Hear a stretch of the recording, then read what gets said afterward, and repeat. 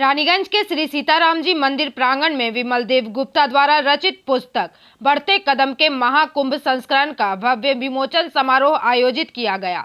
आपको बता दें कि इस अवसर पर साहित्यकार डॉक्टर रविशंकर सिंह, समाज सेवी आरपी खैतान, मंदिर कमेटी के अध्यक्ष विमल बाजोरिया, समाज सेवी पवन केजरीवाल और ललित झुंझुनवाला ने मिलकर पुस्तक का अनावरण किया। नहीं हो सका और आज तक मैं सब पर हावी रहता हूँ, ऐसा है। तो कहने का अर्थ यह है कि इस तरह धर्म, संस्कृति, सभी क्षेत्र को लेकर के हमने इसमें कहानी प्रस्तुत किया है, इसमें लिखा, रचना लिखा। लेकिन इस बार के प्रेरणा में मेरे बीच बैठी हुई है ये महारथी औरतें बोलते हैं, भाभी जी जो लोग हैं, ये हमारे संग कुंभ में भी थी, ये लोग हमारे संग ज्योति दर्शन में भी थे। तो इन लोग मोपेड जो गाड़ी निकली थी उसको लेकर रानीगंज से लेकर कन्याकुमारी तक ये गए थे 83 में। पूरे इंडिया में कम से कम 50 मोटरसाइकिल गई थी, इसमें ये फर्स्ट नंबर आया था। हमारे 83 से इसका परिचय है और ये कभी गलत मेला में हम लोगों ने हम लोगों का सौभाग्य है जो हम लोगों ने उनके में जाके किया।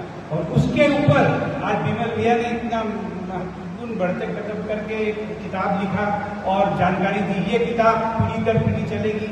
हमारे बाद जो हमारे बच्चे, उनके बच्चे जो आएंगे वो भी पढ़ के इस महाकुंभ के बारे में जानकारी हासिल करेंगे। इसके सांस्कृतिक और भावनात्मक विरासत है। मेरे पिताजी श्री विमल देव गुप्ता ने अपने अनुभवों और संघर्षों और समाज सेवा की भावनाओं को इस पुस्तक के माध्यम से पिरोया है। ये केवल एक पुस्तक नहीं, एक बहुत ही अमूल्य निधि है। मैं चाहती हूँ आगे चलने वाले हमारे आगे पीढ़ी भी इसे इस किताब को पढ़े और इससे अपनी प्रेरणा धन्यवाद। लेखन के प्रति झुकाव इधर कुछ सालों से बहुत ज़्यादा बढ़ गया था और इन्होंने पहली पुस्तक अपना बढ़ते कदम लिखे थे। उसके बाद इनका दूसरा पुस्तक जो है महाकुंभ, जिसका आज विमोचन हुआ है। उनके अथक परिश्रम को मैं काफी सलाह किए, बहुत अच्छा लगा। महाकुंभ कोई नहीं भी गए हो तो किताब से पढ़ के उसको महाकुंभ के बारे में पूरा मालूम चलेगा। मैं विमल जी के लिए आग्रह करूंगा ये इसी तरह से और किताब लिखे और आगे बढ़े और हम लोग का रानीगंज का नाम रोशन करें। तो मैंने किताब आप मुझे रंजन का पूरा ज्ञान तो नहीं है, शॉर्ट में मैंने मोबाइल में पढ़ा है कि उनके बारे में, हमारे रानीगंज शहर के बारे में बहुत कुछ बातें लिखी हुई है जो हमारे दिनचर्या में। मैं इस पुस्तक की सराहना करता हूँ जो महाकुंभ की आध्यात्मिक महत्ता और सांस्कृतिक विविधता को अद्भुत गहराई से प्रस्तुत करती है। इस पुस्तक में मेरा लेख मौत और महाकुंभ छपा है, जिसे मैं अक्षरशः पल पल जीता हूँ। इसके लिए साधुवाद। मेरा मानना है आपको वैसी ही चीजें मिलेंगी जैसे आप हैं। लॉ ऑफ अट्रैक्शन कहता है व्यक्ति की दुनिया उसके जैसी ही होती है। अगर वह खूबसूरत है तो दुनिया खूबसूरत हो जाती है और अगर वह बदसूरत है तो उसकी दुनिया भी बदसूरत ही रहती है। यहाँ मेरा असर व्यक्ति की पहले विमल ने मुझे और रानीगंज वासियों को या जो एक किताब पढ़ेंगे, ताज होटल से लेकर के और रानीगंज की गली में जो पहुंचा लगता है वहां तक सारा अनुभव इस किताब में उन्होंने लिखा है। ताज होटल से रानीगंज की गली में। और एक बात जो उन्होंने उसमें प्रस्तुत की है, लिखी है कि हवाई यात्रा में इनका जन्मदिन जो मनाया गया उससे ये इतने ज्यादा खुश और प्रफुल्लित नजर आए कि वो जो पैराग्राफ मैंने इनका पढ़ा तो मुझे समझ में आया कि अभी तक वो मैंने एहसास भूले नहीं है जो इनका हवाई यात्रा के दौरान इनका जन्मदिन मनाया गया। और अंत में मैं यही कहूँ, एक बात तो यह कि दिनकर जी की रश्मि रथी में उन्होंने कर्म के बारे में कहा है कि जय हो जग में जले जहां भी, नमन पुनीत अनल को, जिस नर में भी बसे मेरा नमन तेज को बल। वह अग्नि, वह ऊर्जा, एनर्जी जिस नर में है, उसके तेज को, उसके बल को कभी ने कहा है नमन करता हूँ।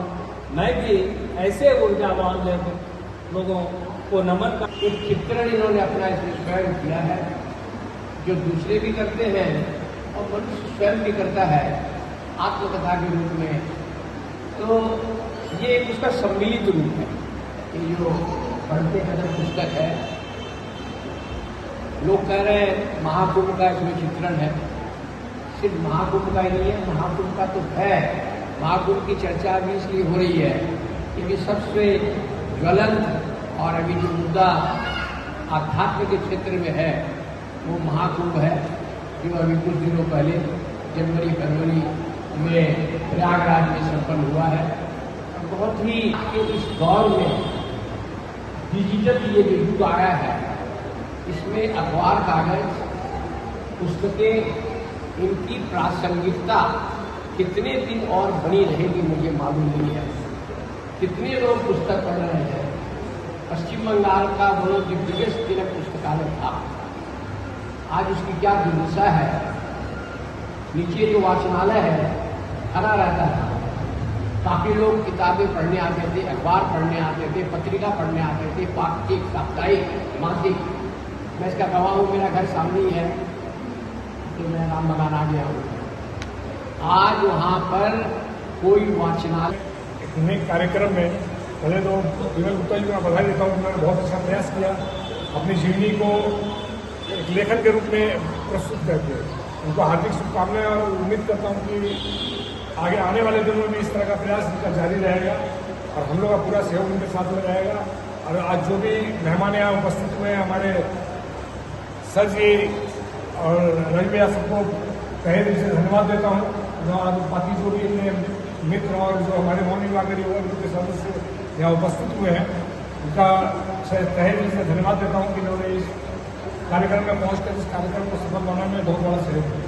धन्यवाद। है तो उसके अंदर अनुभव उत्पन्न होता है। जब अनुभव उत्पन्न होता है तब उसे वो व्यक्त करता है शब्दों में, और जब शब्द में वो व्यक्त होते हैं तो शास्त्र बनता है, और जब शास्त्र बनता है तो इतिहास बनता है। और रानीगंज के इतिहास को इस पुस्तक में दर्ज करने की कोशिश की गई है, एक बहुत ही साहसिक कोशिश।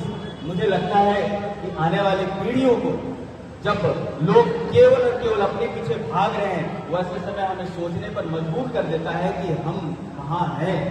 और इस पुस्तक में जिस तरह से हर पक्ष से केवल महाकुंभ तो बहाना है, पूरे देश को जानना है।